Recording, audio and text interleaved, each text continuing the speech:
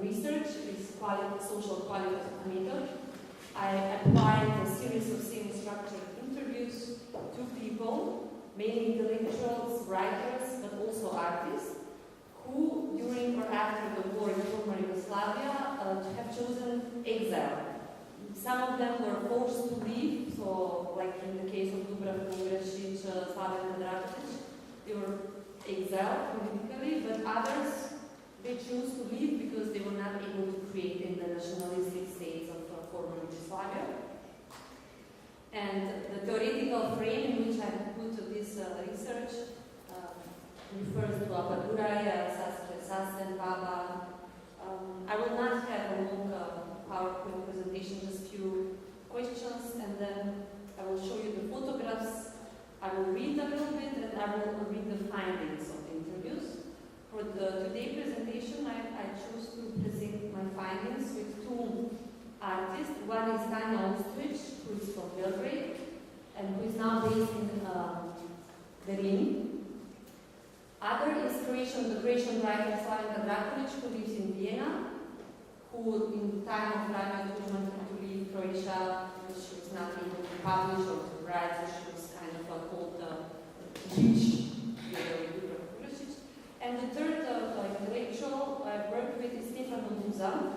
He's a journalist and editor-in-chief of the Radio Tabor Istria or Radio Koper, who did his PhD in Torino University and arguing on topics related to the dissolution of power and also of Yugoslavia, the Yugoslavian Federation. I will stand like this. Okay. So my goal is to demonstrate the border, the existence of phantom border in the artwork. One other thing, why I have chosen these artists and these people, because in one way or another, their lives and their artwork were influenced by the dissolution of the borders in former Yugoslavia, and they also proposed some, let's say, creative interpretation of the border. So my goal is not to think about the border. Yes, the border is a traumatic experience for them, but it also to think of and to reflect the border as creative zone, as zone not only of transgression but also zone of production. I want to demonstrate to what extent the political border mapping in former Yugoslavia has influenced the human condition of exile, the expatriation and the migration, and has also instigated a rebirth of the common past productive collective amnesia. One interesting example about collective amnesia is also proposed by the Serbian artist Tanja Ostojić, but unfortunately I could not find it, and it made it interesting for people who are from Slovenia. She did a publicity about the Tomos motor company.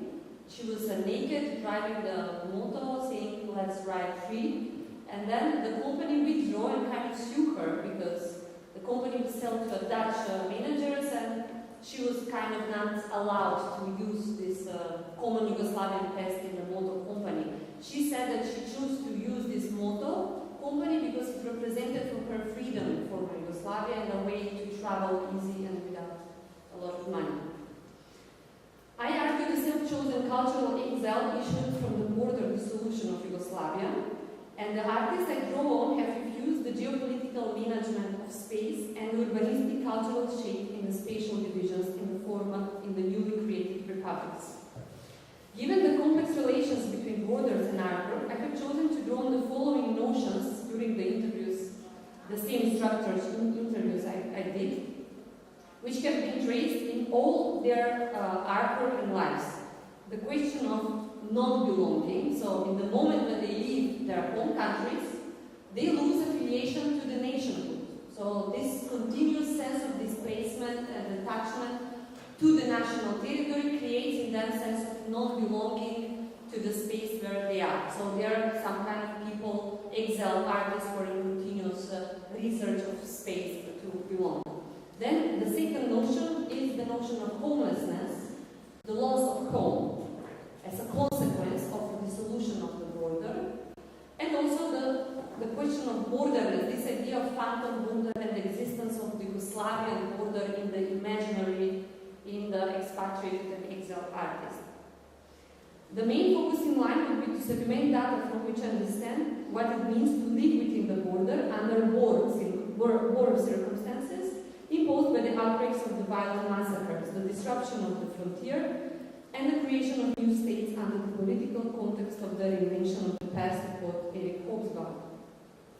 The closer look I would like to take to this artist and read them as border people brought me to ask questions about what is bordered for them, how they feel about the dissolution of the borders, what is their political interpretation of border, are they have some social activism engagement in border work, in border artwork, where is their home, where do they belong, how they express border experience in their artwork. The aim was to produce new meaning of the artistic mobility and the interpretation of border, and to demonstrate the further performance of the border and its dissolution and recreation in the contemporary liminal cultural complexity.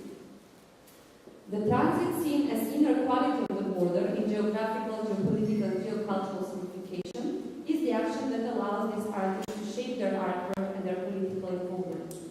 The agency of the liminal passage and the role of the mobile artists are to grasp the threefold horizon and the cultural experience. Referring to what borders dissolution have caused in post-war Yugoslavia, we shall think of Abadurai's definition of homeland as something partly invented, I quote, existing only in the imagination of the deterritorialized groups, and it can be sometimes so fantastic and so one-sided that can provide a fuel for new ethnic conflicts. I close the quote. Saskia Sassen argues the notion of expulsion intrinsically related to land. According to her, it is no longer self-evident that the borders are the edges of the system, because the core and the seminal questions for the sociology and the cultural anthropology is precisely what happens to the edge of the system. Does the system bring people together, or does the system expel people? The fatherland lens has become a manner of dealing with space and culture, and has raised serious questions to ponder on and to revisit. What is home for all of us in this globalized world, and especially today after the 2015 refugee influx? We could all think about this question. Now I will quote one statement of Tanja Ostojić. She says, I very much agree with Manuela Bergiev that we cannot talk about borders if we do not consider the violence of border citizenship and restriction of citizenship laws. I would add to that also the economic exploitation and the transnational capitalism. Now, how do I use this? On the computer? You want to go back? No, because I quoted Tanja Ostojić, so since I'm here and I don't want to take your time, I will show you the photographs. During the war, during the NATO bombing in Serbia, the embargo period, she was invited to present an exhibition in Graz, and she was not granted with a visa. So she was queuing in front of the Austrian embassy in Belgrade. And after that, she decided to create three border-related artworks, which were called Illegal Border Crossing and Looking for a Husband with EU Passport. These two are relevant for my talk. It's a flyer, as you can see, very asexual. So she is saying, I'm looking for a husband with EU passport. This is an interactive project that took place for 4 years. She was receiving applications for different men from the European Union. And in a way, she's criticizing the immigration politics from Eastern Europe to Western Europe, and the need to escape the regime, the extreme communist system, and so on and so forth. And at the end, she's getting married with a guy, the German artist Clemens Goff. So what is interesting about this project is the exposure. The border is a place where we expose ourselves. We expose our body, our identity, our sex. So she is exposing her birth certificate in the art performance. This is the wedding and the flag of the European Union. Why did you go to that? Okay. No. And this is the second project, the illegal border crossing. After she's not granted the visa, she has decided to cross illegally the border. At that time, the first border between the European Union and the former Yugoslavia was the Slovenian border to Austria. So she's calling her friend, artist from Graz. He's waiting for her on the other side of the border. As you can see, many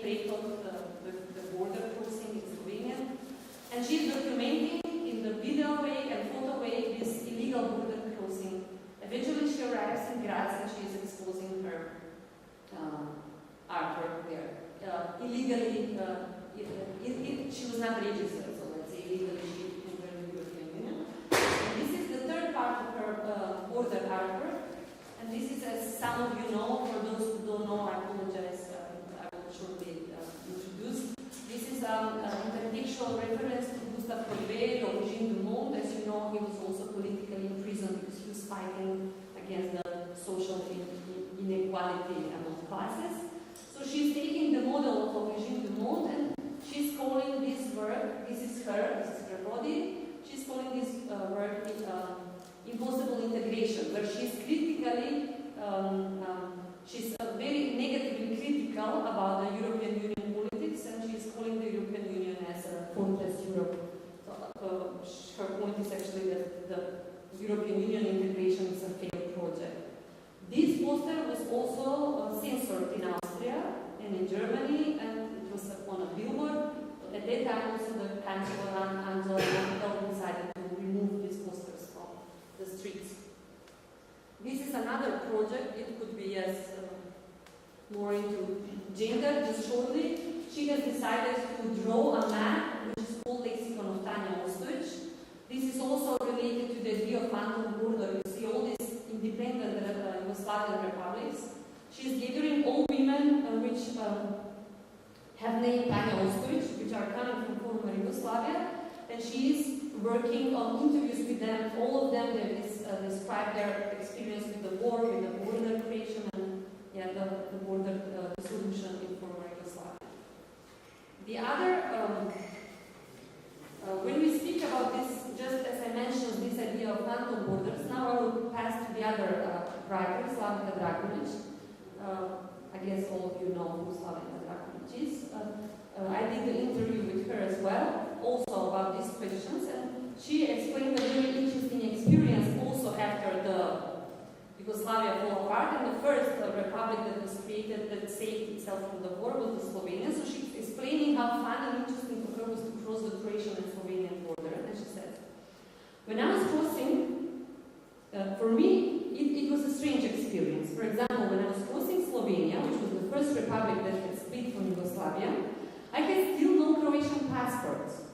When crossing the Slovenian border, we had the same Yugoslavian passport with a border policeman. So for me it was very strange, almost abstract, to have the same passport of a country that no longer exists, and to cross a new political border with the passport of that non-existing country. So I want to say that these borders were improvised, not real, abstract. As I said, because I had the same passport with the border policeman, this brought me to think that this euphoric collective experience that created this let's say this phantom idea of the border, the nationalism, the euphoria about it, independence, and so on and so forth. Then she says, for me, every border crossing was and still is traumatic. If you come from the socialism to the West, you can feel that very strongly. Perhaps we were lucky in Yugoslavia because we didn't need visas, but the suspicion remained. You were always suspected to be a criminal, you always were suspected to bring some hidden money, hidden goods, smuggling stuff, or if you smuggled something, then you're not allowed to hide what you smuggle. So if I travel with my Croatian passport, which I often do, I also have a Swedish citizenship, I would like to be able to bring in the country the value of 150 euro. But when you come from the West to Croatia, you should not have goods more than 150 euro. So these absurd experiences were raised by Slavika Drakulic. Now I go shortly to my next interviewee. This is Stefano Luza. We met in Istria, in Koper precisely, because for me it was very interesting to research this border region, especially with the idea of this Alta-Adria project and the reunification of Austria-Slovenia, and this idea that, as Yuri Lotman says, when Yugoslavia fell apart, we have seen this regeneration of semiospheres. In a way, all these countries fought for their independence and to leave Yugoslavia in the past, but then at the end they applied for a European Union to join the European Union. And this is very interesting about Istria. What I found very interesting about Istria is this is also also argued by Stefano Musa, is this creation of hybrid Istrian identity. And this is here I refer to Yuri Lutman when he speaks about semiospherics. So this is the endless reproduction of this localism, regionalism, and detachment of, even though it is composed by three cultures, Italian, Croatian, and Slovenian, the Istrian region decided to invent this hybrid Istrian, let's say, culture. Stefano Musa has, we spoke yesterday about self-determination and self-affiliation as well. So he raised a problem about the self-belonging and self-definition in former Yugoslavia. He says, mixed border identities are not a problem, but they tend to become a problem when they ask you to self-define yourself. In former Yugoslavia, for example, the census represented some kind of a privacy. In those cases, the person who had to respond to the census was facing very dry, direct question and was obliged to give a definition of themselves. The practice was very much true that what it seems. For a child of a mixed marriage, for example, it was as if they have to respond whether they cherish more the mother or the father. About this phantom border and phantom cultural hybridization, he says, the Istrian is a fruit of interaction between the Croatian, Slovenian, and Italian culture. This concept seems to appear as big openness and exaltation of the cultural hybridization, but in fact it is excluding because it puts new frontiers between us and the others. In fact, being Italian, and this is very interesting, being Italian, Slovenian, and Croatian is not enough to be considered as Istrian. Because if you come from Ljubljana, Zagreb, or Rome, you are always perceived as a foreigner, as a different one, which is not part of the category Gente Nostra, our people.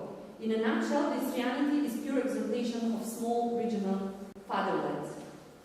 Just to conclude, I will not be able to read all the parts of the interviews. We cannot longer think of the border in geographical terms as an edge or a margin, or a place where something stops, but rather think of the border as a place where something begins with and where something is continuously produced, created, fluid, drifted, singular or specific. We have to rethink the boundaries as zones of interrogation, as zones of transition, which contain a desire for fervid cultural affiliations. The border is very dense and is very concentrated with meanings, fluctuant and socially alive organism. It implies a radical change, a symbolic one, and a detachment from the fixed and stable social space. The artists and intellectuals that have performed this liminal status of non-belonging, or the loss of home and carrying the home within, have undergone through these levels of spatial dislocation, through continuous questionings of the collective memory, inherited place of home and migration derived from the geographical border rupture, and which creates a porous cultural boundary. Just to show this quote.